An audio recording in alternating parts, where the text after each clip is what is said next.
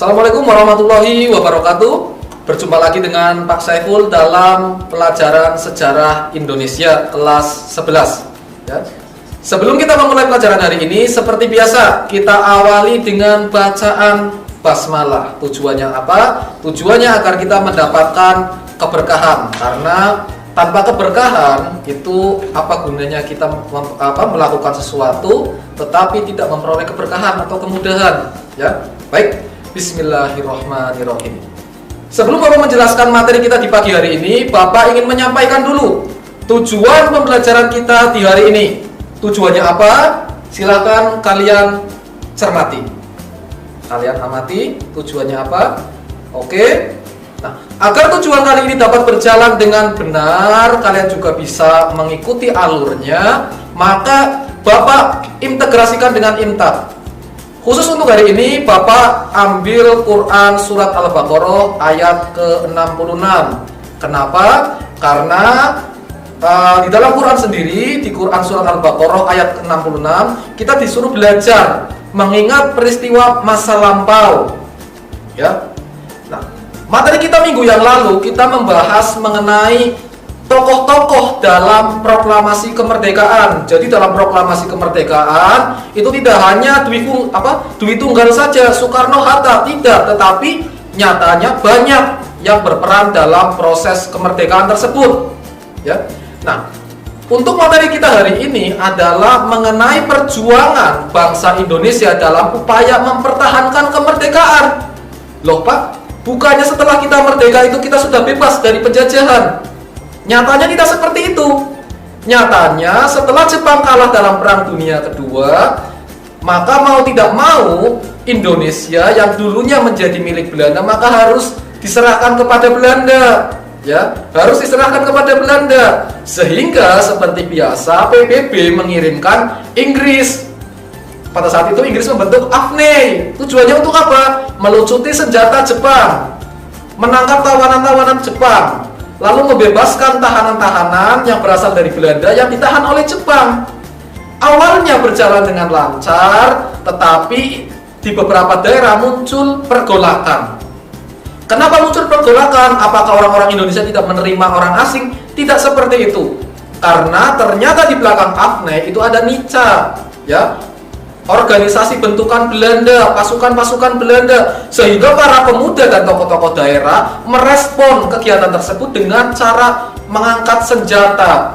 Inggris pun kaget, karena yang Inggris ketahui Indonesia itu lemah, seperti yang dibicarakan atau seperti yang disampaikan oleh Belanda. Nyatanya setelah Jepang masuk, Indonesia itu sudah berubah. Karena kita mengenal beberapa organisasi, baik militer, semi militer maupun kemasyarakatan. Di militer ada peta, ada heiho, sehingga orang-orang Indonesia sudah bisa mengangkat senjata.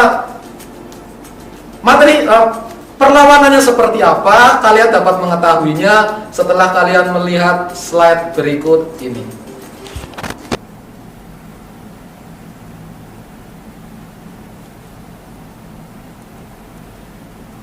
Pertempuran Surabaya.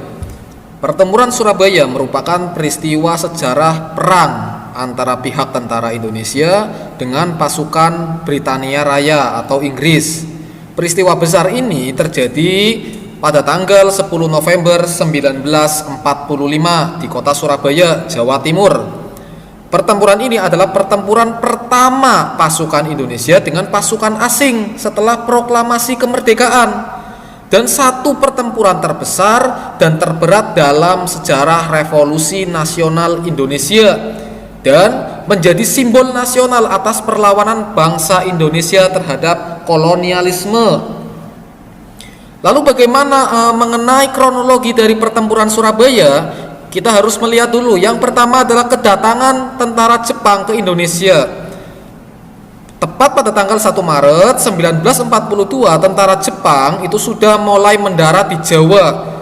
Maka setelah pasukan Jepang mendarat di Jawa, pasukan Belanda yang menguasai Indonesia itu dengan mudah disingkirkan. Lalu Belanda pun menyerah tanpa syarat di dalam perjanjian Kalijati. Lalu setelah Jepang kalah dalam Perang Dunia II, tepatnya dua kota besar di Jepang sudah dibom oleh Amerika, yaitu Hiroshima dan Nagasaki, maka Jepang pun kalah dalam Perang Dunia II. Maka para pemuda yang mendengar informasi tersebut memaksa untuk golongan tua memproklamasikan kemerdekaan Indonesia, sehingga tepat pada tanggal 17 Agustus pukul 10 pagi diproklamirkanlah kemerdekaan Indonesia. Lalu setelah Indonesia merdeka, nyatanya Indonesia tidak bisa lepas begitu saja untuk menikmati kemerdekaan, karena ternyata setelah kekalahan pihak Jepang, rakyat dan pejuang Indonesia berupaya melucuti senjata Jepang. Maka timbullah pertempuran-pertempuran yang memakan korban di beberapa daerah. Ketika gerakan untuk melucuti pasukan Jepang sedang berkobar, ternyata pada tanggal 15 September 1945 tentara Inggris mendarat di Jakarta. Kemudian mendarat juga di Surabaya tepat pada tanggal 25 Oktober 1945. Tentara Inggris yang datang ke Indonesia itu tergabung dalam AFNI atas keputusan dan atas nama Blok Sekutu, dengan tugas untuk melucuti tentara Jepang, membebaskan para tawanan perang yang ditahan Jepang, serta memulangkan tentara Jepang ke negeri asalnya. Namun para pemuda itu sudah mulai curiga dan terbukti ternyata AFNI ini dibonceng oleh Nika, di mana Nika ini adalah bagian dari pemerintahan Belanda, sehingga terjadilah gesekan-gesekan dengan para pemuda. Nah, gesekan ini terjadi di kota Surabaya, tepatnya insiden di Hotel Yamato, di mana para pemuda itu berbondong-bondong ke Hotel Yamato lalu merobek bendera Belanda, di mana warna bendera Belanda adalah merah, putih, biru, maka dirobek warna birunya. Karena adanya aksi tersebut, maka terjadilah gesekan-gesekan dengan pasukan asing. Nah, lalu setelah adanya peristiwa itu terjadi gencatan senjata antara pihak Indonesia dengan pihak Inggris dan ditandatangani pada tanggal 29 Oktober 1945. Keadaan berangsur-angsur mereda, walaupun lama-kelamaan ternyata muncul juga gesekan-gesekan. Tepat pada tanggal 30 Oktober 1945 sekitar pukul 8.30 malam, mobil yang ditumpangi oleh Brigadir Jenderal Malabi berpapasan dengan milisi Indonesia ketika melewati Jembatan Merah. Karena adanya kesalahpahaman, maka terjadilah peristiwa baku tembak, di mana Brigadir Jenderal AWS Malabi akhirnya meninggal. Kematian Malabi ini akhirnya memunculkan amarah dari pihak Inggris. Sehingga Inggris itu mengeluarkan ultimatum tepat pada tanggal 10 November 1945, di mana Indonesia itu harus menyerahkan senjata serta menyerah kepada Inggris. Lalu ultimatum itu juga disambut oleh masyarakat Indonesia dengan perlawanan, di mana para arek-arek Surabaya, arek-arek Jawa Timur bersatu padu untuk membendung serangan dari sekutu.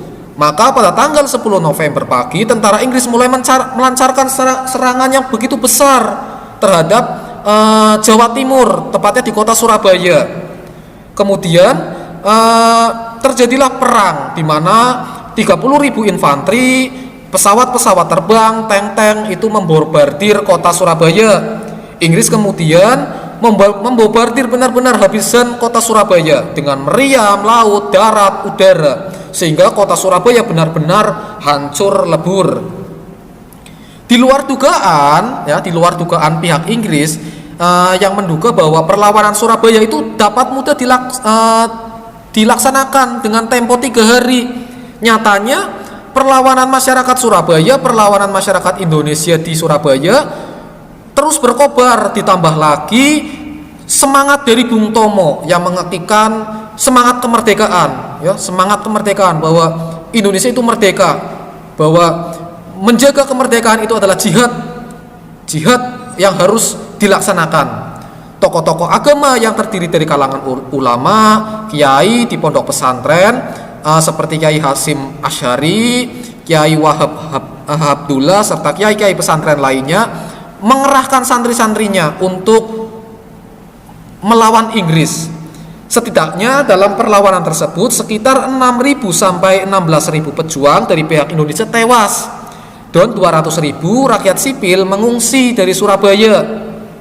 Sementara korban dari pasukan Inggris dan pasukan India ini pasukan Gurkha kira-kira sejumlah 600 sampai 2.000 tentara.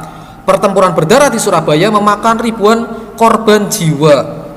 Nah, untuk mengenang heroisnya masyarakat Surabaya, heroismenya perlawanan masyarakat Indonesia, maka di tanggal 10 November dikenal dengan Hari Pahlawan, ya, Hari Pahlawan Republik Indonesia hingga sampai saat ini. Oke, bagaimana tadi penjelasan Bapak mengenai upaya mempertahankan kemerdekaan? Ya, jadi kemerdekaan yang kita rasakan sekarang ini ternyata itu membutuhkan modal yang besar. Tidak hanya pikiran, keuangan, ternyata darah juga kita banyak korbankan. Terutama di daerah-daerah seperti Semarang, Jogja, ya, Surabaya, Medan, Bali, dan lain-lain itu benar-benar memperjuangkan kemerdekaan. Daerah-daerah yang lain tidak mau, kita sudah merdeka harus dijajah kembali. Sehingga di beberapa daerah muncul perlawanan.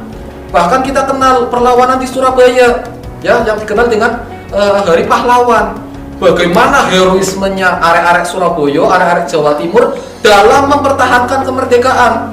Bahkan pasukan Inggris pun, ya, Jenderal Awes Malibi yang memang terkenal ulung dalam Perang Dunia Kedua nyatanya tewas di dalam perang di Surabaya. Nah, di sini kita bisa melihat ternyata bangsa kita mampu kok, ya. Bangsa kita mampu kalau kita yakin bangsa kita itu mampu.